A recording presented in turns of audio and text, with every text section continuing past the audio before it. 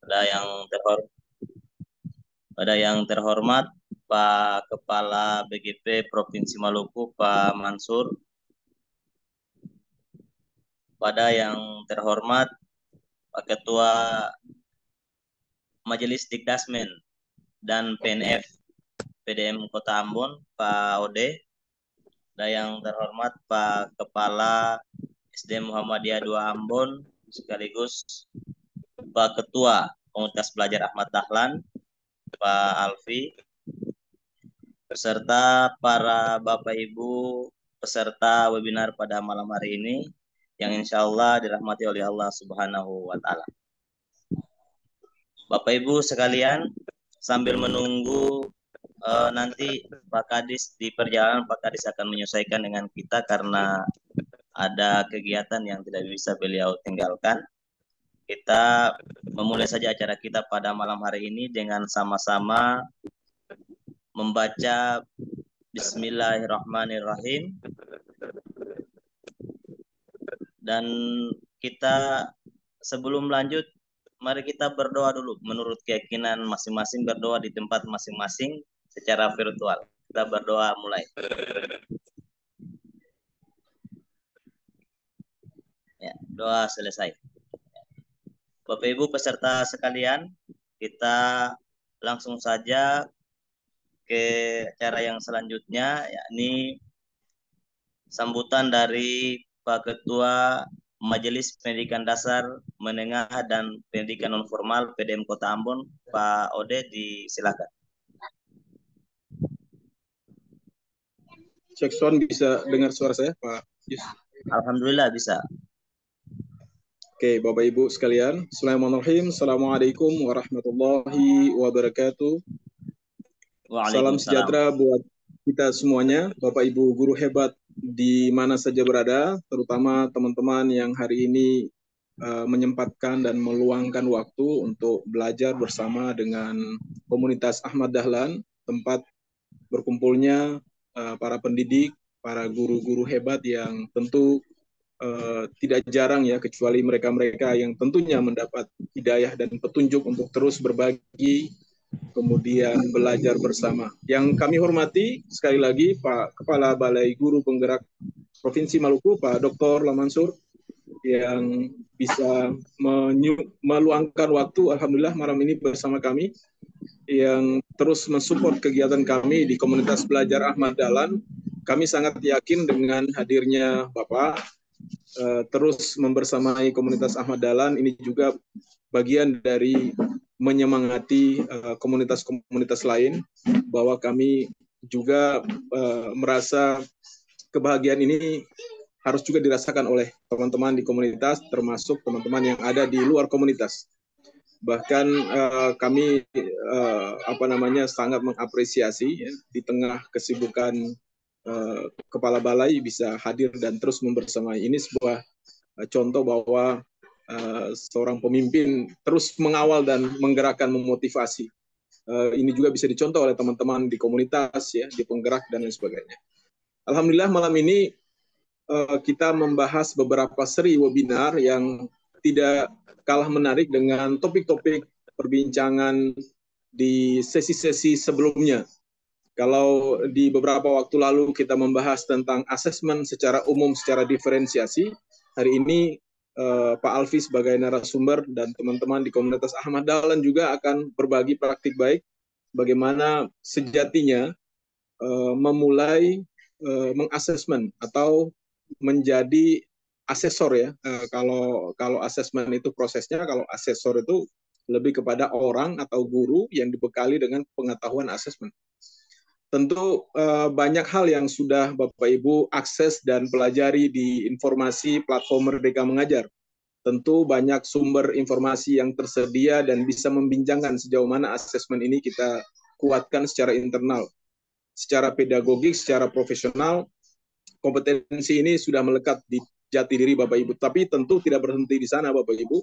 Kami terus mensupport komunitas apapun yang terus bergerak, termasuk komunitas Ahmad Dahlan, dengan hadir membincangkan secara kolaboratif.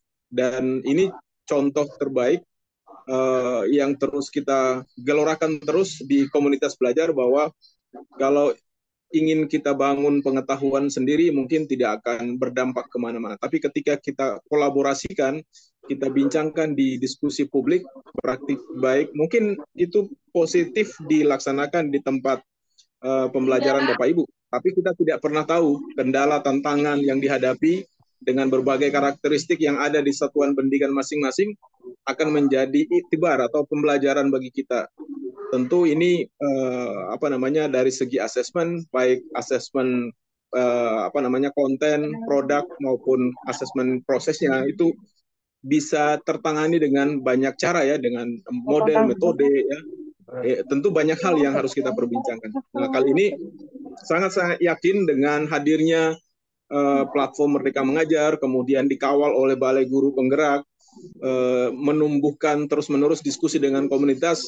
Kami mewakili Dikdasmen Muhammadiyah dan pendidikan non formal di Muhammadiyah ini terus menyemangati ya, meskipun ada platformnya religius keagamaan di Muhammadiyah, tapi kami selalu terbuka dan membuka diri berdiskusi apapun yang positif dengan teman-teman lintas iman, lintas komunitas, sehingga kita tidak ingin pendam sendiri kebuntuan ataupun hambatan yang terjadi di komunitas Ahmad Dahlan. Kalaupun kita sudah memilikinya, malam ini kita akan bagi dan kita akan tunggu undangan-undangan berikutnya dari teman-teman komunitas lain. Dan untuk menyingkat waktu, kami akan persilakan kepada Pak Alfi dan kawan-kawan. Mudah-mudahan pertemuan kita malam ini di Jumat Barokah di tempat masing-masing bisa berpartisipasi, berkolaborasi, sehingga kita bisa menemukan, membuat kristal keputusan-keputusan apapun yang akan kita fasilitasi dalam pembelajaran. Dan perlu Bapak Ibu ingat, ini harus berdampak kepada peserta didik ya. Jadi tidak berhenti pada aktivitas rutinitas yang ada di pelatihan guru ya, di penguasaan atas teoritik, tapi juga berdampak nyata-nyatanya kepada siswa. Berharap ini akan menjadi pembelajaran terbaik dan inspirasi terbaik bagi kita semua. Terima kasih, luar biasa, salam sukses, salam hebat untuk kita semua. Terima kasih, Assalamualaikum warahmatullahi wabarakatuh. Waalaikumsalam warahmatullahi wabarakatuh. Terima kasih Pak Ketua Majelis yang sudah memberikan sambutan hangatnya, sekaligus juga menyemangati kita untuk merancang asesmen kurikulum mereka untuk pembelajaran yang bermakna. Ya, Bapak Ibu peserta sekalian, selanjutnya kita beralih ke sambutan Pak Kepala BGB Provinsi Maluku, Pak Dr. Mansur, sekaligus membuka webinar kita pada malam hari ini dengan tema merencanakan asesmen kurikulum merdeka untuk pembelajaran yang bermakna. Kepada Pak Kepala disilakan. Baik. Assalamualaikum warahmatullahi wabarakatuh. Waalaikumsalam warahmatullahi wabarakatuh. Selamat malam, salam sejahtera buat kita semua. Bapak Ibu semua yang saya hormati, Pak Ketua yang Ketua Majelis Dikdasmen Amari Utambon yang terhormat, yang luar biasa semangatnya malam hari ini, mengawali dengan semangat yang luar biasa ya. Bapak Ketua Komunitas ya, Pak Alfi, dan juga sudah siap dengan materi yang segar ya. Mudah-mudahan Pak Kadis segera bergabung ya. Bapak moderator yang sudah mengawali dengan semangat juga. Tentu saja Bapak Ibu semua peserta yang hadir di sini, walaupun ada 57 orang telah bergabung, insya Allah akan segera bergabung teman-teman kita yang Bapak Ibu sekalian, peserta yang luar biasa juga ya, menjadi sesuatu yang penting juga untuk sering kali diperbincangkan, terutama kaitannya dengan asesmen ya, bagaimana merencanakan asesmen kurikulum merdeka untuk pembelajaran yang bermakna. Bapak sekalian, sudah menjadi pengetahuan kita bersama bahwa dalam semangat Merdeka Belajar ini memang setiap guru harus menyadari bahwa ketika berdiri di depan kelas yang dihadapi adalah siswa, dan siswa kita ini adalah cikal bakal pemimpin masa depan. Dan oleh karena itu, dalam keseharian sebagai seorang guru, mulai dari belajar, mempersiapkan diri, dan apapun itu berkaitan dengan aktivitas seorang guru, tentu itu harus lagi-lagi diniatkan untuk meningkatkan kompetensi Bapak Ibu dalam memfasilitasi pembelajaran berdasarkan atau berpusat kepada kebutuhan belajar siswa. Dan berbicara tentang kebutuhan belajar siswa ini sebetulnya seringkali kita pahami secara terpisah-pisah.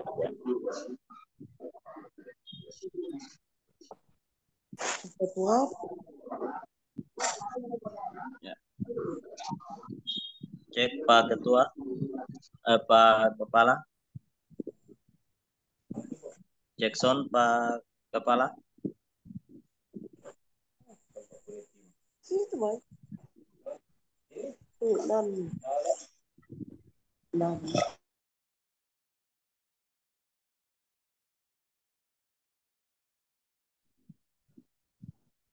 Cek sound Pak Kepala.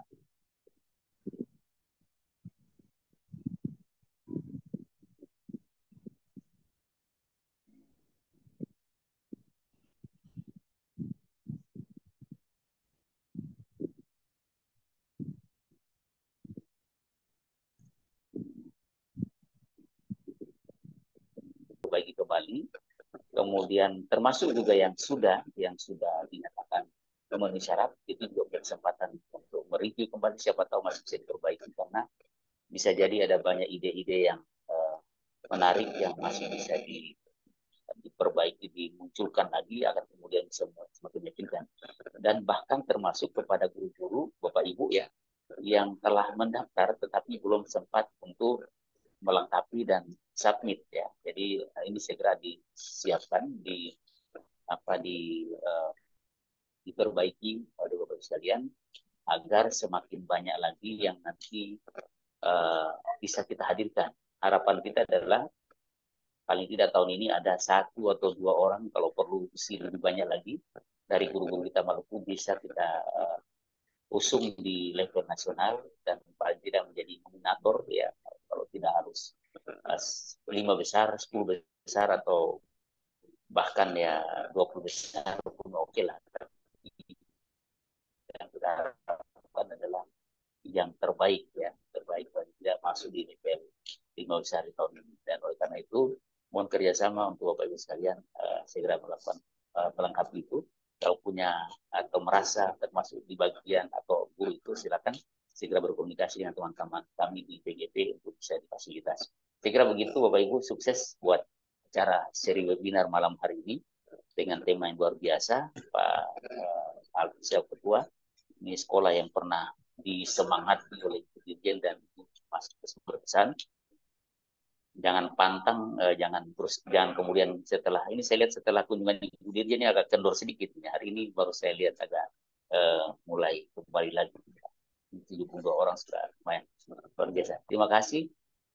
Saya sudah diajak di kesempatan hari ini, dan sebetulnya ini kami di WGP lah yang harus banyak berterima kasih kepada komunitas ini, karena sedikit banyak telah membantu kerja kami di BGP. Kesuksesan Bapak Ibu juga menjadi kebanggaan kami.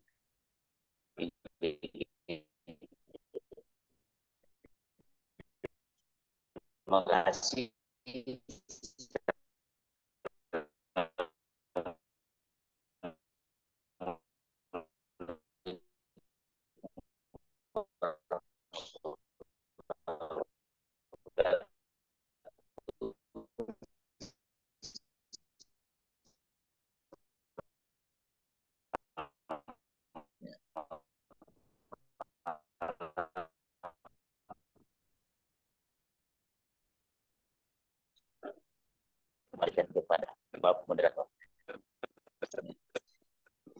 Ya, terima kasih Pak. Ya, terima kasih Pak Kepala BGP atas arahannya yang cukup menggairahkan kita semua pada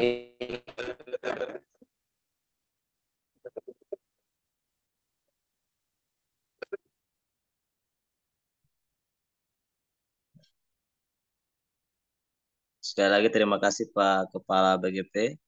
Mungkin jaringannya perangkatnya lagi ini.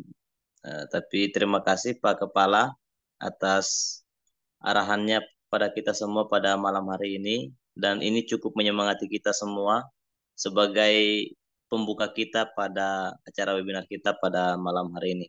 Ya Bapak Ibu sekalian, kita tidak perlu berlama-lama lagi karena tidak ada pantun yang istimewa pada malam hari ini. Kita langsung saja ke acara kita pada malam hari ini, yakni acara webinar merencanakan asesmen kurikulum merdeka untuk pembelajaran yang bermakna. Kita langsung saja Bapak Ibu sekalian ke narasumber kita pada malam hari ini, Pak Alfi Hasan, MPD, selaku Ketua Komunitas Ahmad Dahlan, sekaligus Kepala SD Muhammadiyah 2 Ambon. Kepada Pak Ketua disilakan. Jackson, Pak Ketua. Cek. Sound cek. Dengar, Ya. Pak? Alhamdulillah terdengar Pak Ketua.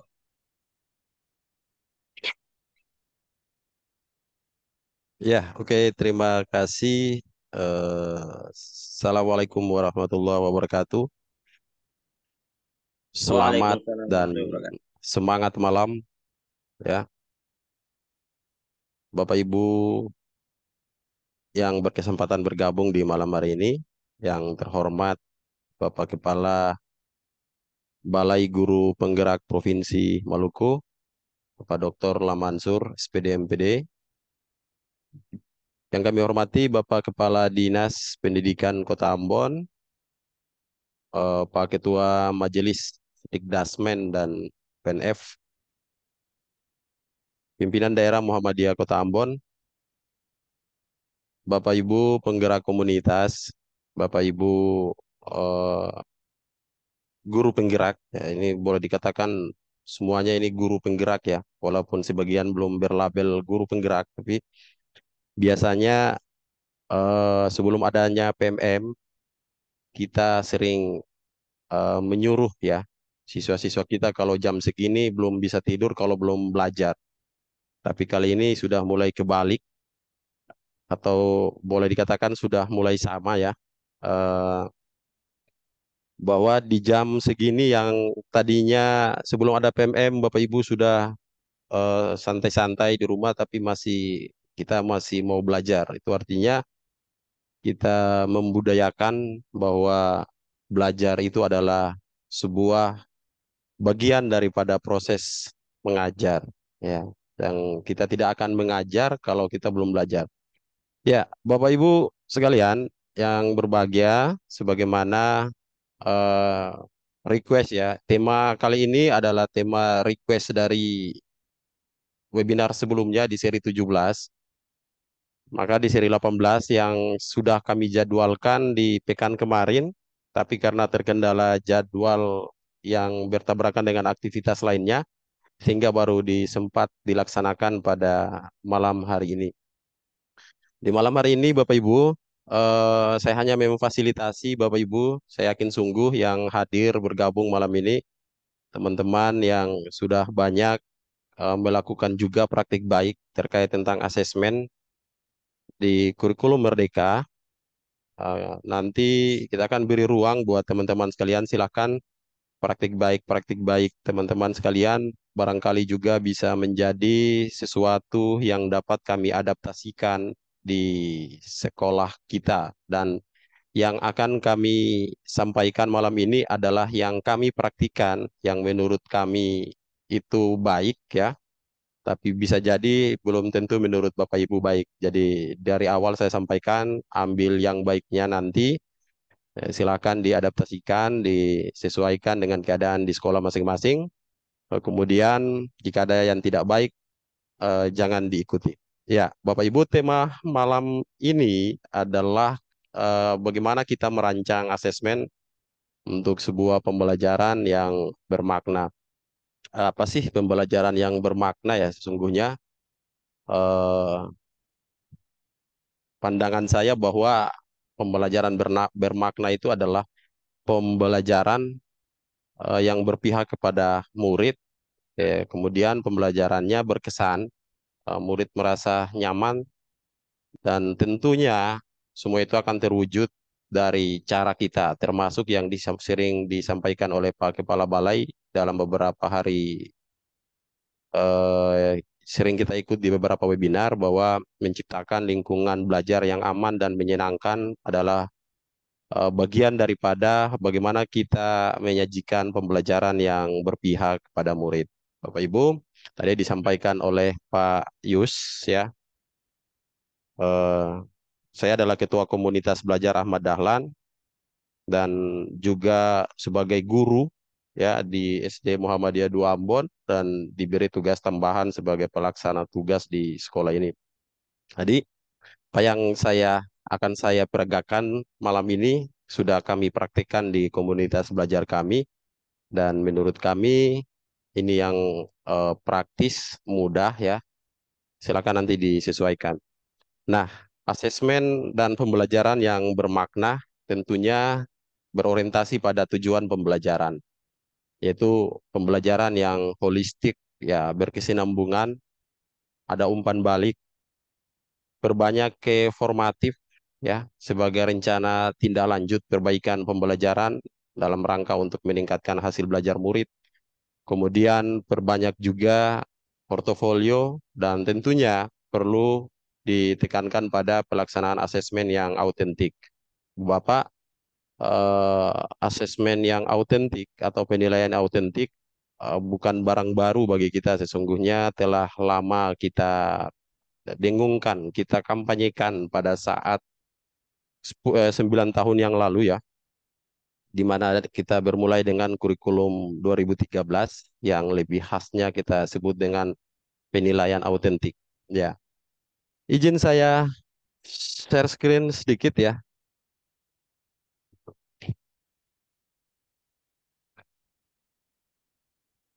Terlihat Pak Yus? Ya, terlihat, Pak. Silakan.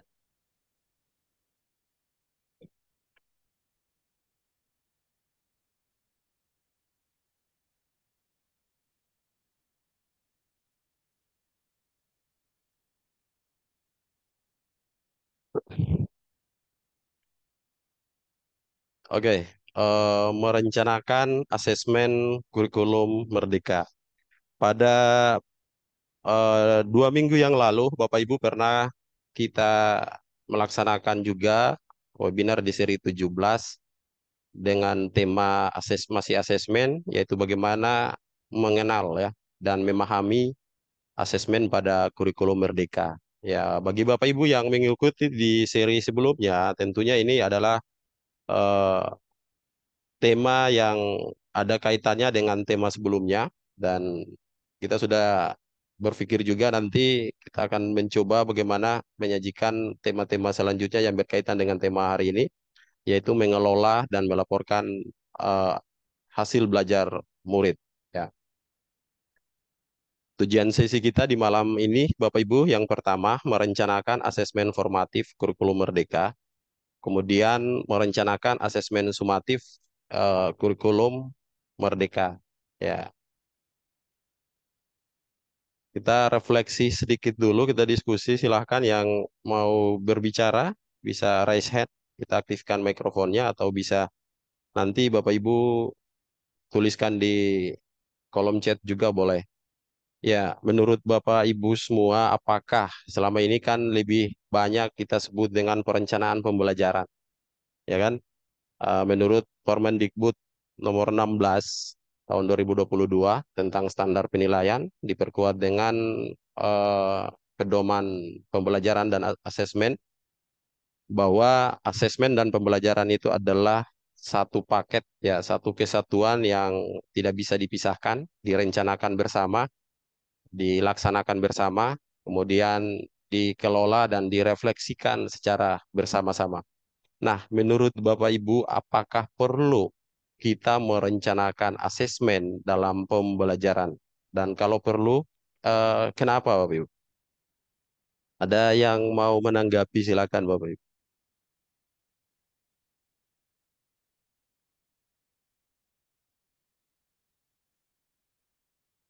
Ya, silakan Pak Zakarias.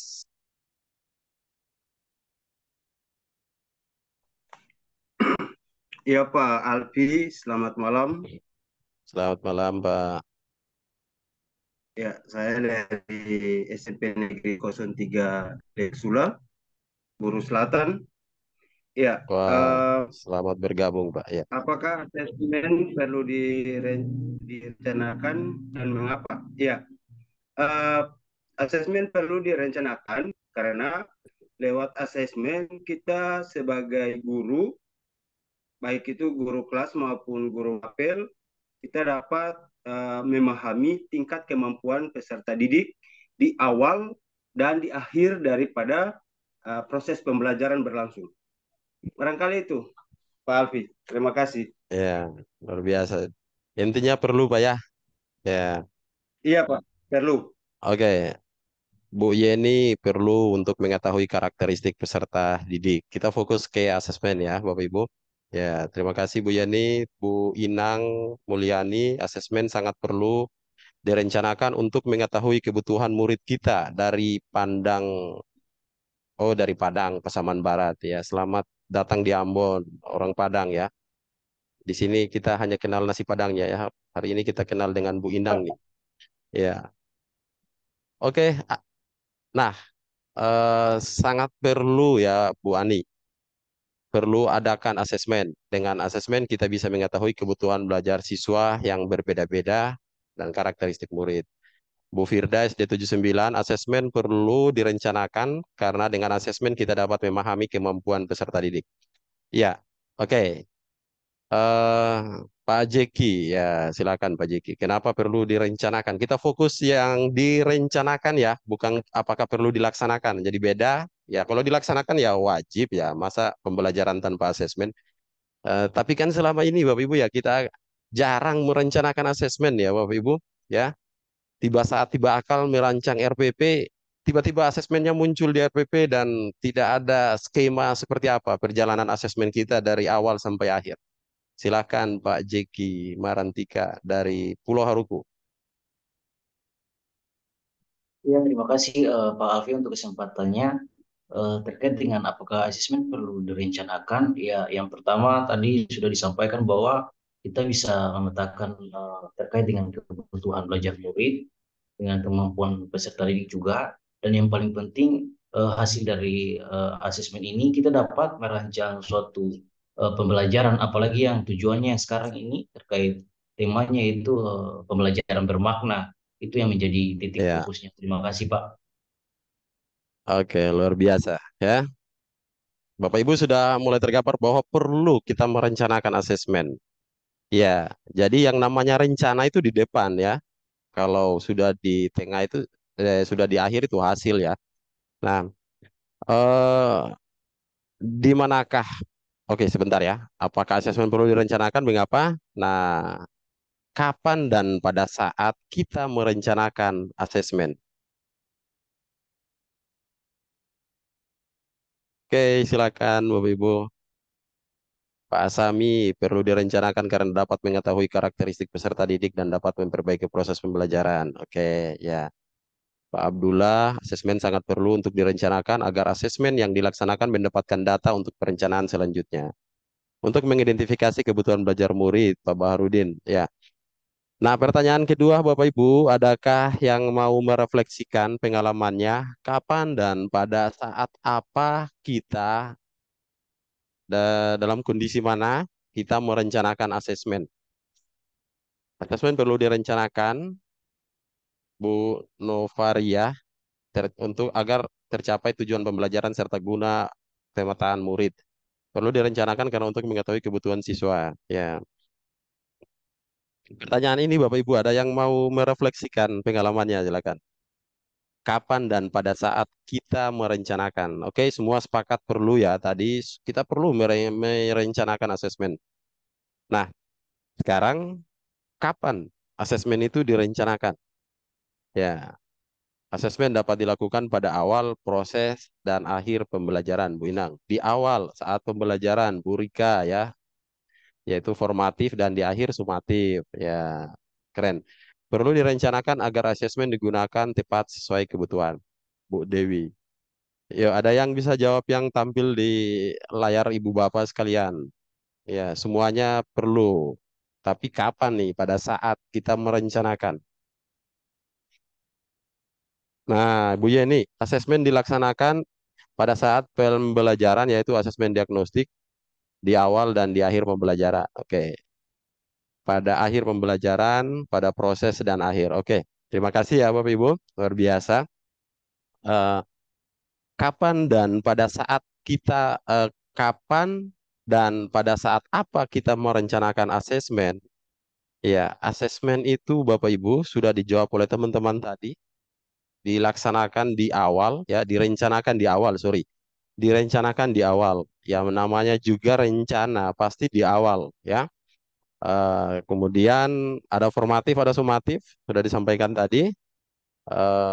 Formatif yang di awal dalam rangka untuk mendapat data atau informasi untuk kita intervensi. Metode kita, cara melaksanakan asesmen, kemudian cara mempergunakan murid, menuntun mereka untuk mencapai tujuan yang satu dengan cara yang berbeda-beda. Ya, Bapak. Nah, kemudian pada saat apa kita merencanakan asesmen? Di awal sudah saya sampaikan bahwa berdasarkan acuan yang eh, kita pelajari di panduan penilaian dan juga di Permendikbud 16 bahwa asesmen direncanakan bersamaan dengan pembelajaran.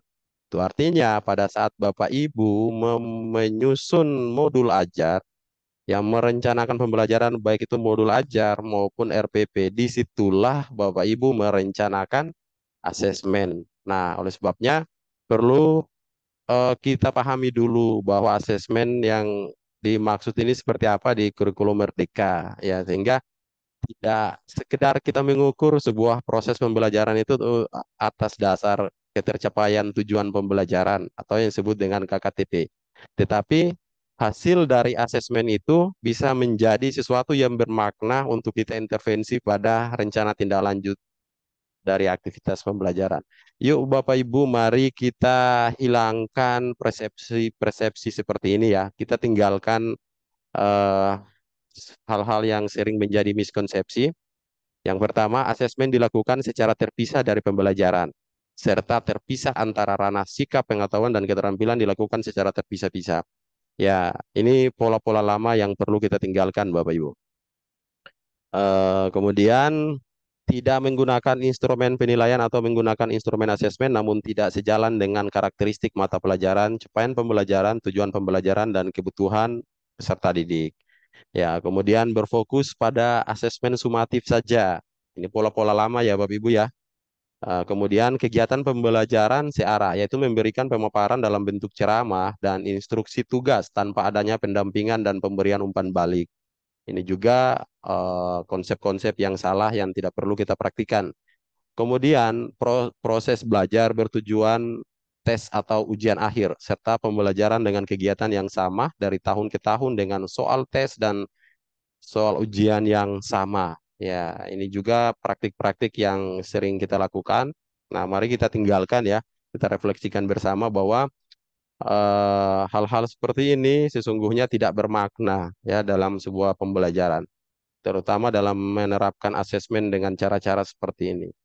Bapak Ibu, sudah banyak disampaikan teman-teman tadi baik di chat maupun yang komentar langsung ya. Asesmen adalah aktivitas yang menjadi kesatuan dalam proses pembelajaran.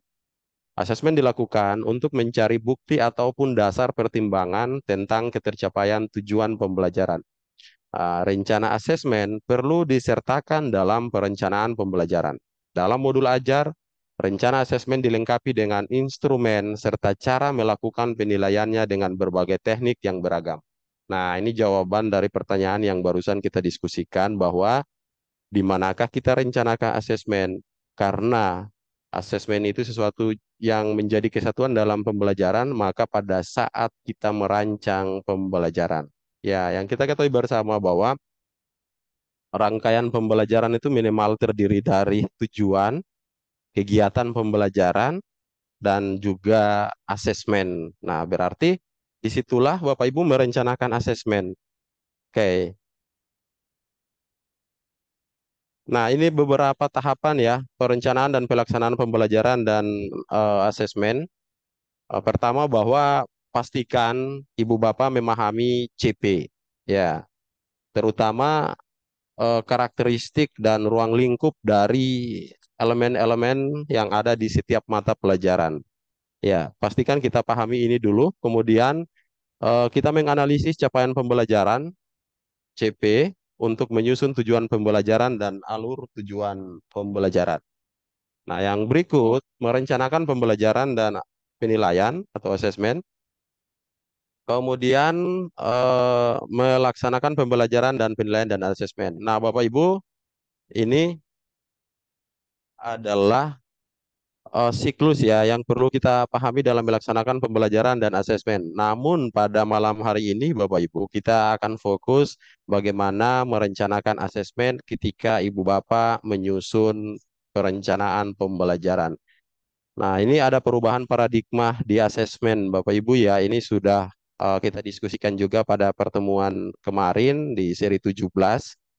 Ya, dan ini juga sudah jauh-jauh hari kita sering kampanyekan ya di kurikulum 2013. Sesungguhnya, Bapak Ibu, saya mengutip yang sering disampaikan Pak Kepala Balai Guru Penggerak Provinsi Maluku. Ketika Bapak Ibu terlibat langsung dalam perencanaan pembelajaran dan asesmen di kurikulum 2013, maka Bapak Ibu tidak merasa bingung dengan hadirnya kurikulum Merdeka. Karena tidak berbeda jauh asesmen yang ada di kurikulum Merdeka dan di kurikulum 2013. Ya, kita masih lebih banyak kepada asesmen AS dan FOR ya. Ya, ketika waktu di kurikulum 2013 ya. Kemudian piramidnya terbalik, lebih banyak fokus ke asesmen for learning dan asesmen as learning yang sekarang kita sebut dengan asesmen formatif ya. Nah, selama ini pelaksanaan asesmen cenderung fokus pada asesmen sumatif yang dijadikan acuan untuk mengisi laporan hasil belajar. Ya, hasil asesmen belum dimanfaatkan sebagai umpan balik untuk perbaikan pembelajaran. Jika ini belum mampu dijadikan sebagai umpan balik, maka pembelajaran yang kita lakukan belum bermakna, Bapak Ibu. Jadi, seyogianya hasil asesmen itu adalah sesuatu yang akan Bapak Ibu jadikan sebagai umpan balik dalam rangka untuk perbaikan pembelajaran selanjutnya. Nah, Bapak Ibu, dalam kurikulum Merdeka, kita diharapkan lebih fokus pada asesmen formatif dibandingkan asesmen sumatif ya. Dan menggunakan hasil asesmen formatif untuk perbaikan proses pembelajaran yang berkelanjutan. Jangan apa ya, kita jangan kaku Bapak Ibu ya, jangan kaku. Eh, Makanya tahapan tadi yang saya sampaikan itu ketika Bapak Ibu pahami karakteristik sebuah mata pelajaran, kemana arah yang Bapak Ibu mau bawa murid-murid kita belajar PJOK ini tujuannya apa sebenarnya? Ya, seorang guru PJOK dia harus tahu itu. Apa harapannya di fase ini belajar PJOK. Terus ruang lingkup apa yang menjadi cakupan pembelajaran di mapel saya. Nah, seperti itu. Ketika formatif berjalan dengan baik, saya yakin sungguh akan mensupport hasil sumatif.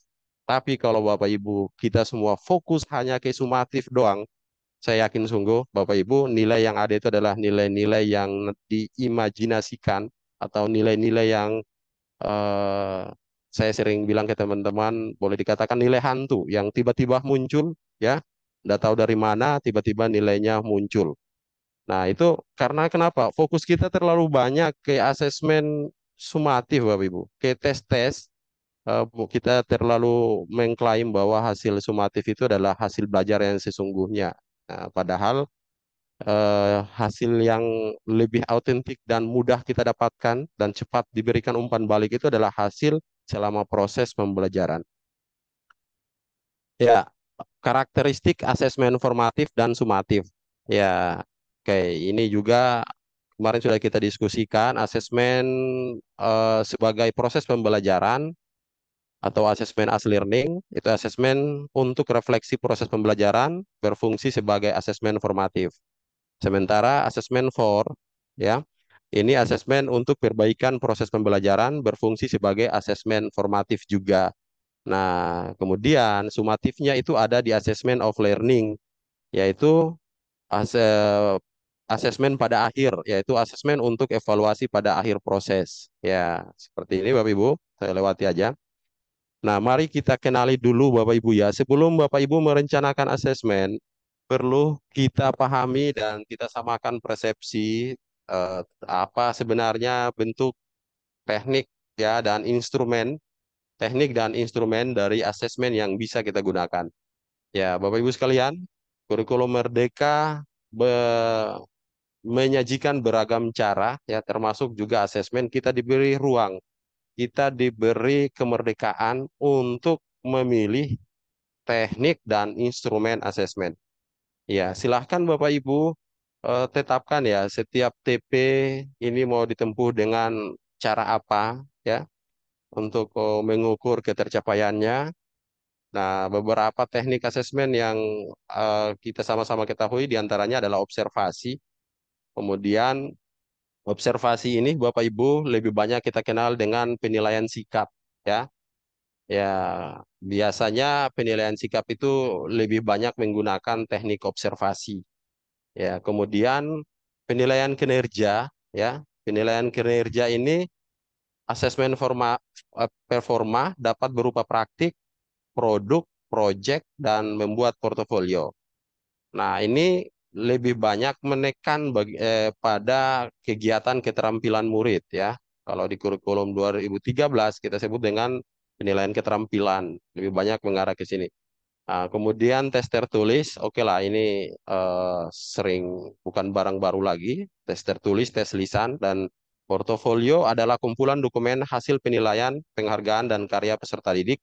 Dan ini jarang kita manfaatkan, Bapak Ibu. Jarang kita manfaatkan. Ada sekolah-sekolah yang punya portofolio murid ditampung dalam kelas, tapi bingung gimana portofolio ini bisa menjadi bahan pertimbangan untuk hasil belajar murid. Nah, Bapak Ibu seperti ini ya. Diharapkan teknik-teknik ini bisa kita ragamkan di setiap apa Bapak Ibu menetapkan perencanaan asesmen dan juga menetapkan kriteria ketercapaian tujuan pembelajaran.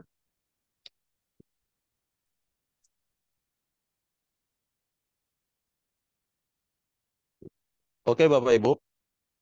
Kemudian instrumennya ya. Oke. Kita kenali instrumennya. Ada rubrik ya, yaitu pedoman yang dibuat untuk menilai dan mengevaluasi kualitas capaian kinerja peserta didik. Capaian kinerja dituangkan dalam bentuk kriteria atau dimensi yang akan dinilai yang dibuat secara bertingkat dari kurang sampai terbaik. Ya, oke. Ini juga Bapak Ibu sering pakai ya. Kemudian checklist ya. Ini semacam daftar informasi data dalam bentuk ciri-ciri, karakteristik atau elemen yang dituju. Nah, ada catatan anekdotal Bapak Ibu. Catatan singkat hasil observasi pada peserta didik berisi catatan performa. Nah, ini biasanya dipakai pada penilaian yang mengarah kepada keterampilan atau skill murid dan juga sikap murid ya. Kemudian grafik perkembangan. Nah, ini instrumen yang menurut kita apa ya? Jarang kita pakai ya di kurikulum sebelumnya, yaitu grafik atau infografik yang menggambarkan tahapan perkembangan belajar peserta didik. Oke. Kita pahami dulu instrumennya, kemudian juga teknik dan bentuknya. Nah, Bapak Ibu, merencanakan pembelajaran dan asesmen. Rencana pembelajaran ini dirancang untuk memandu kita melaksanakan pembelajaran sehari-hari untuk mencapai suatu tujuan pembelajaran. Oke, kita pahami dan kita sepakat bersama bahwa komponen minimum pada RPP dan modul ajar tampilannya seperti ini sebagaimana acuan pada panduan. Nah, minimal memuat seperti ini dan tentunya mau di RPP mau di modul ajar terdapat perencanaan asesmen ya, Bapak Ibu. Terdapat perencanaan asesmen. Bapak Ibu perlu memiliki rencana pembelajaran untuk membantu mengarahkan proses pembelajaran agar supaya mudah mencapai CP. Nah, rencana pembelajaran ini dapat berupa RPP maupun modul ajar. Oke. Nah, ini beberapa tips dan trik yang kami bagikan malam ini terkait tentang bagaimana alur pembelajaran dan asesmen dalam sebuah perencanaan, ya, dan kemudian pada bagaimana kita merefleksikan hasilnya nanti. Yang pertama, pahami CP dan TP serta arah tujuan dari asesmen formatif dan asesmen sumatif. Ya, Bapak Ibu sendiri yang menyusun TP, kita sendiri yang menyusun TP-nya, ya, CP-nya yang dikeluarkan oleh pemerintah. Tentunya dalam menyusun TP, menetapkan tujuan pembelajaran, sebenarnya itu kita sudah terbayang bahwa ini arahnya kemana, endingnya mau apa ini murid untuk mencapai CP melalui TP ini, terus bagaimana cara saya mengukurnya. Nah, sesungguhnya sudah terbayang pada saat kita menyusun TP itu, Bapak Ibu. Kemudian rumuskan alur tujuan pembelajaran, rumuskan alur perjalanan asesmen sesuai kebutuhan. Bapak Ibu yang akan kami share malam ini praktik baik di komunitas kami, yaitu kami merumuskan alur perjalanan asesmen sesuai kebutuhan. Ya, sehingga kita mudah meragamkan dan memberi ruang kepada guru juga bisa menerapkan teknik, bentuk, dan instrumen yang beragam. Nah, kemudian setelah itu kita rumuskan KKTP. Nah, jika semua udah jadi, kita sudah bisa menyusun modul ajar dan jangan lupa terapkan refleksi di setiap pembelajaran untuk tindak lanjutnya. Oke, Bapak Ibu, sebelum saya tampilkan eh, skema perjalanan asesmen yang kita rencanakan, kita diskusi dulu, Bapak Ibu. Mungkin ada pengalaman-pengalaman Bapak Ibu yang lain. Bagaimana pengalaman Bapak Ibu menindaklanjuti hasil asesmen untuk perbaikan pembelajaran? Silahkan ada yang mau menanggapi, silahkan Bapak Ibu. Ada punya praktik-praktik baik lain, silahkan. Bagaimana Bapak Ibu punya pengalaman menindaklanjuti hasil asesmen dalam rangka untuk perbaikan pembelajaran?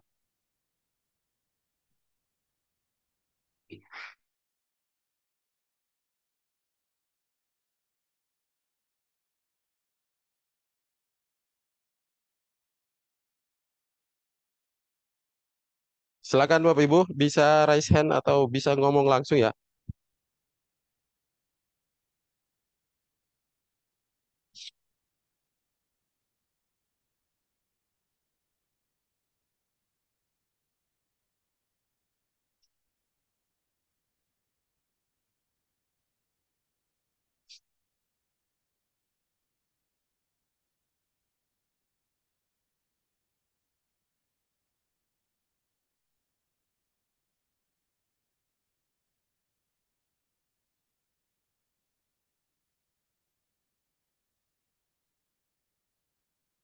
Ada yang mau menanggapi?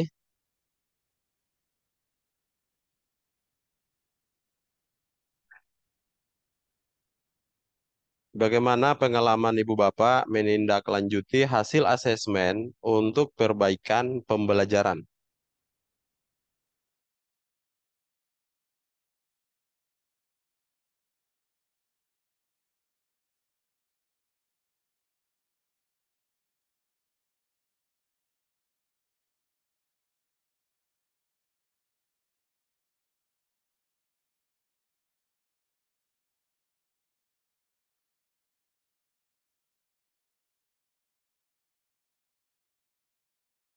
Adakah Bapak Ibu?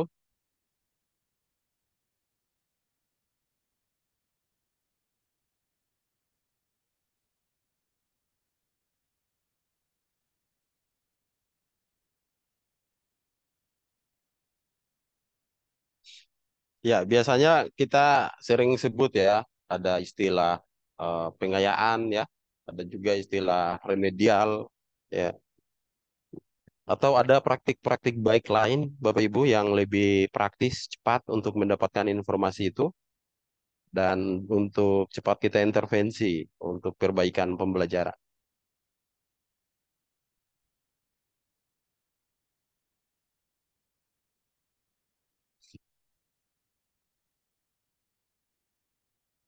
Bisa di kolom chat ketik nanti saya bantu baca atau yang mau raise hand silakan.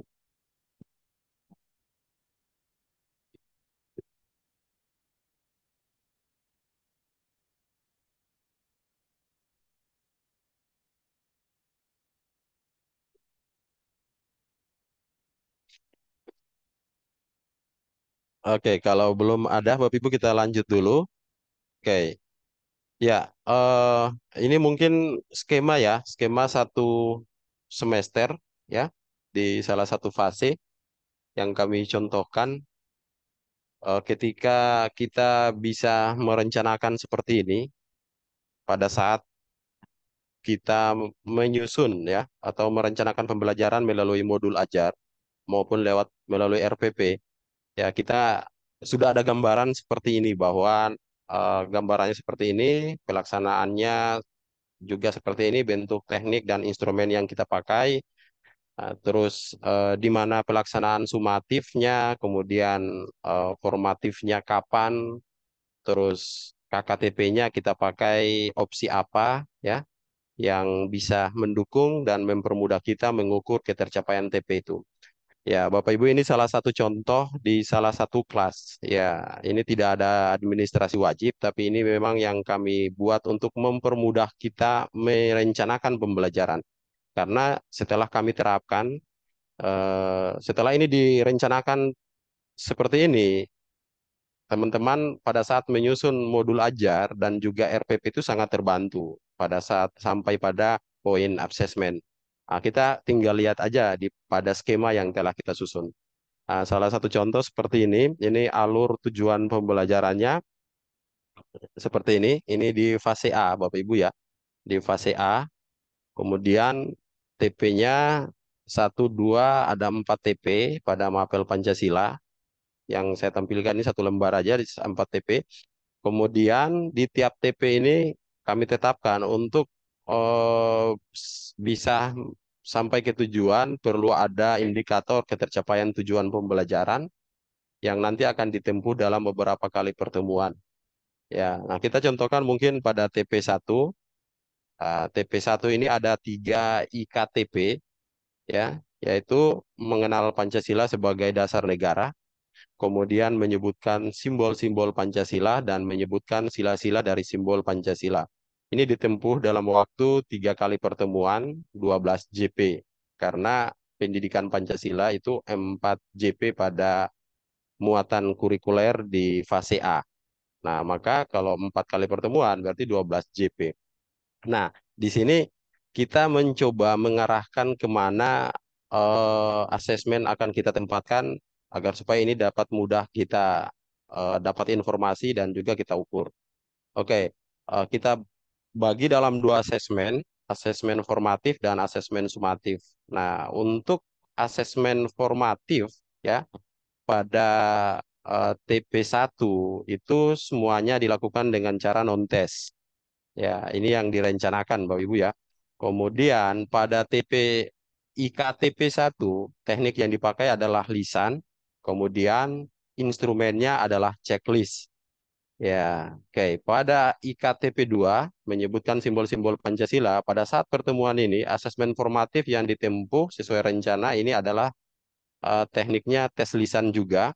Ya, memang ini karena berdasarkan karakteristik murid Bapak Ibu ya di sekolah kami karena ini kelas 1 semester 1 ya yang rata-ratanya murid hadir belum semuanya bisa menulis ya mungkin yang dipikir bahwa tes lisan ini bisa membantu dan bisa lebih cepat dan autentik ya ketika kita langsung berkomunikasi dengan murid.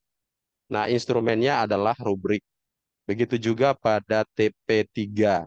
Nah, di akhir TP1 sebelum berpindah ke TP2 dilaksanakan asesmen formatif, asesmen sumatif, ya kita namakan dengan sumatif 1. Tekniknya tertulis, ya instrumen yang dipakai adalah soal tes tertulis.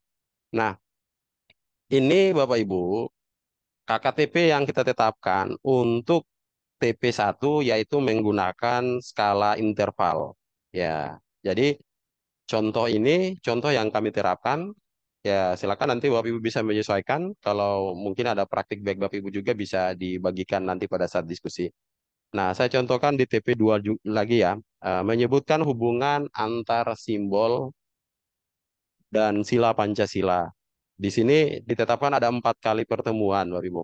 4 kali pertemuan dengan IKTP-nya masing-masing mengidentifikasi simbol Pancasila.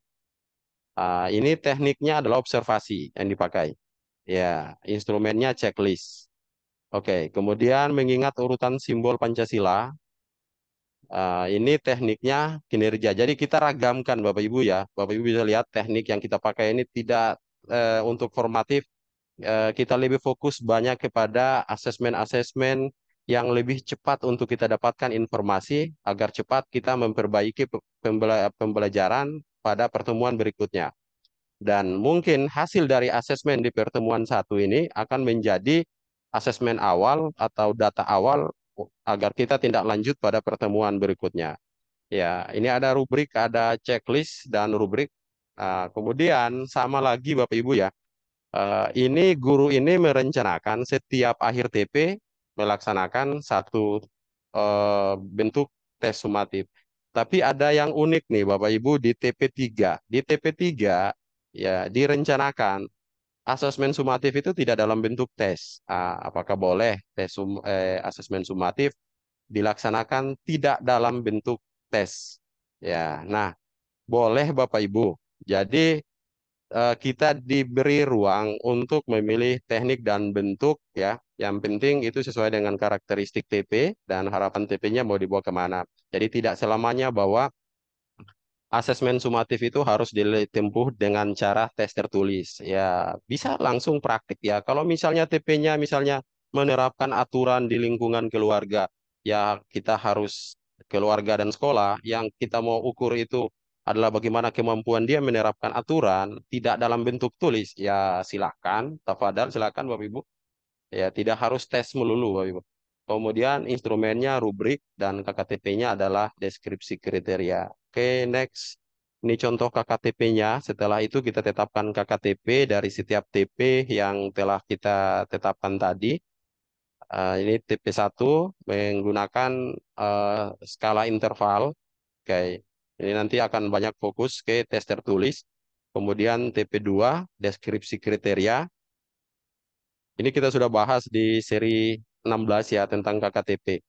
Kemudian deskripsi kriterianya juga TP3, TP4-nya menggunakan rubrik ya. Nah, ini. Oke, nah mari kita lihat Bapak Ibu satu contoh ya, modul ajar yang direncanakan bersamaan dengan asesmen. Tadi saya tampilkan contoh di fase A supaya beragam. Ini saya angkat contohnya di fase B, Bapak Ibu, di kelas 4. Pak Yus kelihatan ya? Iya, kelihatan Pak, kelihatan. Apa yang tampil, Pak? Yang tampil di sini ini modul ajar fase B. Ah ya, kalau saya tampil tidak, Pak? Ya, Bapak tampil. Oke, ini salah satu modul ajar ya yang diangkat dari satu TP untuk 4 kali pertemuan, Bapak Ibu. Saya contohkan ini di fase B, saya lewati aja yang poin-poin yang tidak menjadi pembahasan kita malam ini, saya lebih fokus ke asesmennya. Nah, di komponen inti ada tujuan pembelajaran, ada indikator keberhasilan atau indikator ketercapaian tujuan pembelajaran, kemudian ada asesmen. Nah, Bapak Ibu di asesmen ini, di modul ajar ini, karena ini ada 4 kali pertemuan, ya, Kalau di sekolah kami langsung angkat ke sini. Jadi dari yang kita buat di sini, Bapak Ibu, yang ini, jadi kalau ini sudah kita rencanakan seperti ini, pada saat menyusun modul ajar itu sangat mudah ketika sampai di asesmen. Ya, kita tinggal merujuk saja dari skema perjalanan asesmen yang telah disepakati oleh guru tersebut di fase tersebut. Nah, kemudian yang pertama adalah asesmen awal dilakukan untuk menemukan informasi kebutuhan belajar murid dari aspek kesiapan belajar, minat, dan gaya belajar murid. Sebelum menyusun modul ajar ini, guru tersebut melakukan dulu asesmen awal terkait tentang kompetensi-kompetensi prasyarat ini, ya, yang akan dijadikan sebagai rujukan dalam perencanaan pembelajaran dan asesmen ini. Ternyata didapatkan, Bapak Ibu, terdapat 10 murid yang berkesulitan melakukan kegiatan identifikasi melalui wawancara. Ya, ada 10 murid ini didapatkan dari tes awal, ya, asesmen awal. Kemudian ada juga 2 murid sering terlambat ke sekolah. Ya, karena ini memang berbicara tentang aturan, ya, aturan yang berlaku di lingkungan sekolah dan keluarga. Ini berdasarkan pengamatan. Kemudian ada murid yang tidak tinggal dengan orang tua sebanyak 2 orang. Lah, apa hubungannya ini dilakukan asesmen awal? Ya, ini karena menyangkut tentang tujuan pembelajaran yang nantinya akan ada wawancara terkait tentang aktivitas dia selama dia berada di lingkungan keluarga di rumah. Nah, ternyata ada 2 anak yang eh, tinggalnya tidak dengan orang tua sungguhnya, dia mungkin dengan neneknya atau dengan keluarga lain. Ya, kemudian murid yang tidak tinggal sudah, kemudian hasil wawancara 90% murid paham bahwa aturan adalah kesepakatan yang perlu ditaati. Ini data yang akan kita penuhi, Bapak Ibu. Yang akan kita penuhi dalam pembelajaran. Nah, kemudian ini kesiapan awalnya, tes awal, Bapak Ibu. Hasil, maka direncanakan asesmennya seperti ini di tiap-tiap pertemuan. Nah, karena berdasarkan perencanaan ini, asesmen pada IKTP 1, 2, 3 ini dilakukan dengan cara yang formatif, dilakukan dengan lisan-lisan. Ya. Tapi ini berbeda, Bapak Ibu, yang saya tampilkan ini fase fase ini, ya, fase B. Sementara ini fase A, ya. Nah, ini supaya ada contoh juga di fase B. Nah, kita tinggal lihat aja di perencanaan yang kita buat di sini. Jadi kita pada saat menyusun modul ajar, oh nanti yang ini di KTP 2 saya fokus ke lisan dengan instrumen rubrik. Nah, di sini Bapak Ibu nanti tuangkan seperti itu. Nah, ini berbeda dengan tampilan yang saya tampilkan tadi karena memang ini fase B yang saya tampilkan. Ya, misalnya nih di asesmen proses, ya, dan akhir pencapaian tujuan pembelajaran, karena ini ada 4 kali pertemuan, formatif 1, ya, pada pertemuan ke-1, peserta didik mampu mengidentifikasi aturan di keluarga, di lingkungan keluarga. Oke, ini pertemuan ke-1, teknik penugasan, ya, alat ukurnya, rubrik. Ya, nanti kita lihat ya di instrumen asesmennya seperti apa. Kemudian pada pertemuan kedua dirancang sampai begini Bapak Ibu, dan kemudian terakhir sumatif. Asesmen sumatif ini yaitu nanti di akhir semua IKTP ini telah dilalui, maka dilakukan asesmen sumatif. Kalau dulu kita sebut dengan penilaian harian, ya, PH. Nah, yang mengacu kepada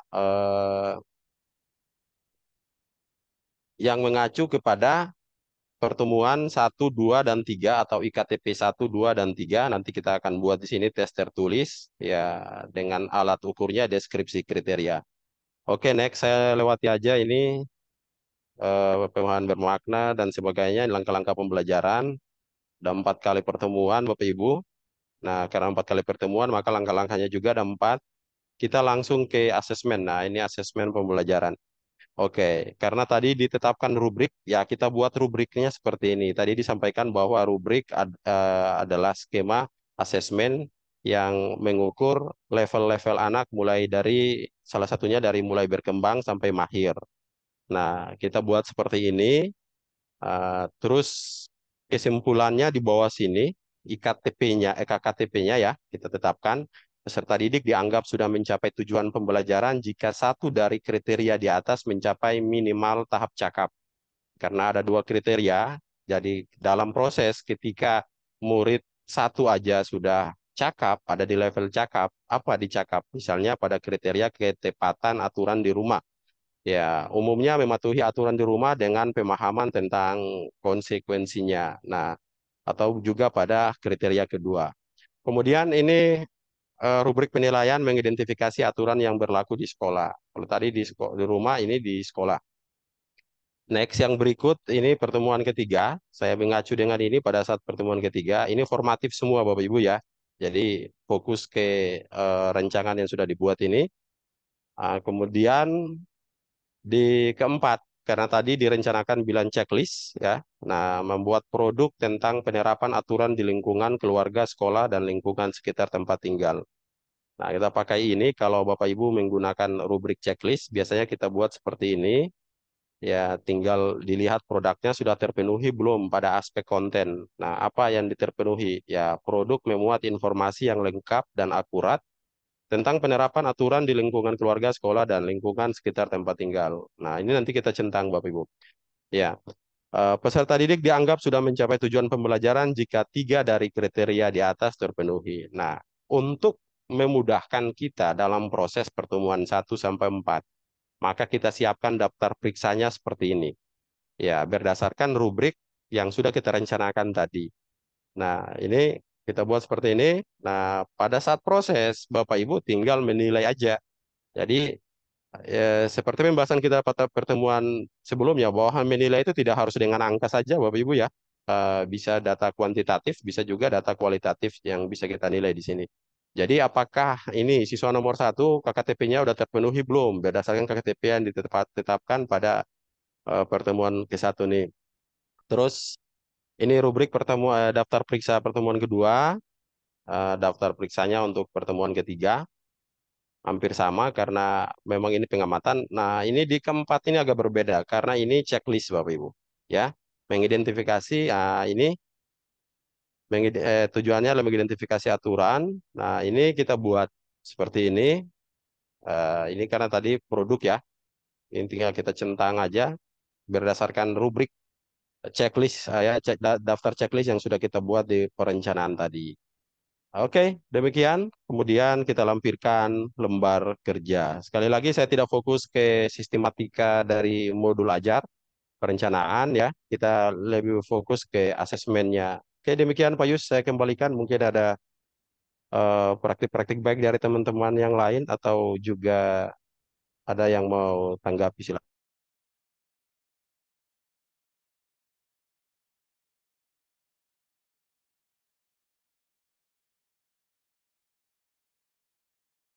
Pak Yus.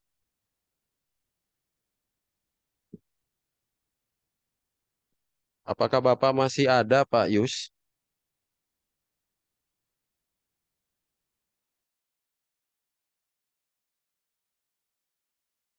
Bu Lina mungkin bisa bantu Bu Lina. Iya, ya pakai. Silakan.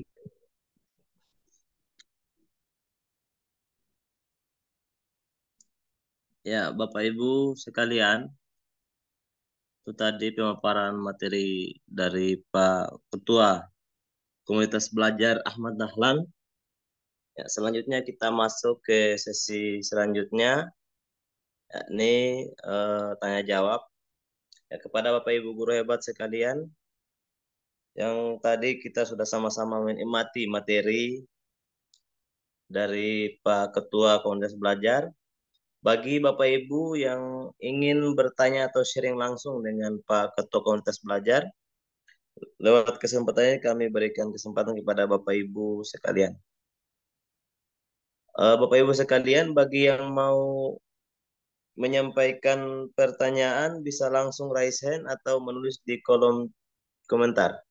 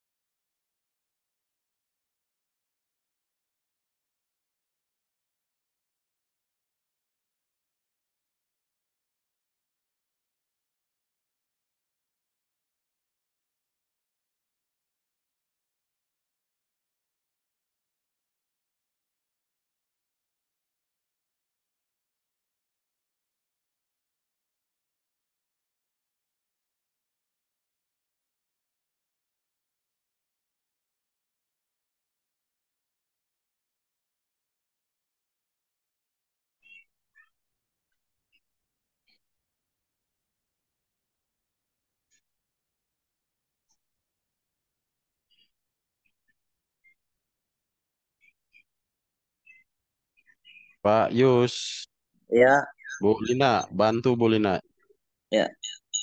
Eh, mohon maaf tadi ada kesalahan teknis di Siap. perangkat. Bagaimana Pak Yus, bisa kan? Ya, bisa. Tadi ada kesalahan teknis di perangkat. Oke, lanjut. Ya, Kita yang silakan Ibu raise hand. Jaisah yang sudah raise hand. Nanti yang pertanyaannya di kolom komentar nanti setelah ini nanti saya bacakan untuk bisa dijawab langsung oleh Pak narasumber. Baik, terima kasih atas kesempatan yang diberikan kepada saya. Begini, baru-baru saya melaksanakan asesmen sumatif tengah semester. Lalu saya posting, ada komentar bahwa perlu dilaksanakan asesmen tengah semester. Saya jawab diperlukan saja. Jadi lewat kesempatan ini saya mau bertanya bahwa apakah untuk di kurikulum mereka ini perlu ada asesmen tengah semester atau gimana? Butuh penjelasan Bapak. Terima kasih. Ya, terima kasih Ibu Jaisah. Ya, apakah yang lain Bapak Ibu masih ada yang ingin bertanya biar saya rangkum biar nanti sekalian dijawab oleh narasumber kita pada malam hari ini.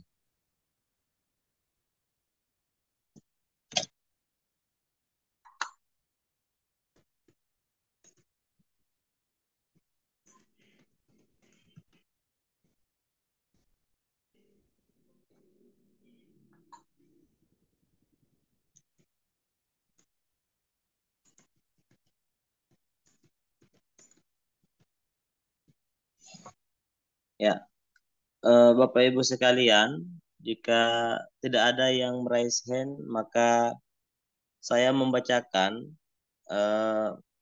pertanyaan yang ada di kolom komentar biar nanti dijawab oleh eh, narasumber kita bersama dengan apa yang ditanyakan tadi oleh Ibu Jaisa.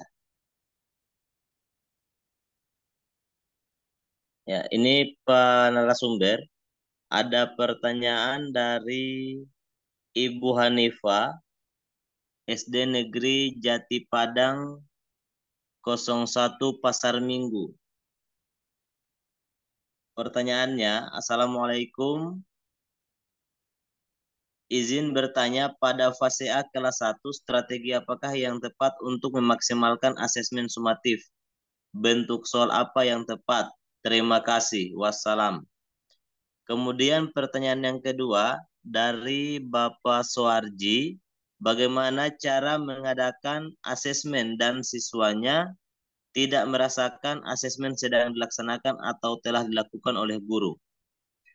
Pertanyaan yang ketiga dari Ibu Kristina Kartikasari, mohon izin bertanya Pak Alfi, jika saya ingin menggunakan pameran karya P5 sebagai asesmen sumatif akhir pada fase D kelas 8, bagaimana prosedurnya?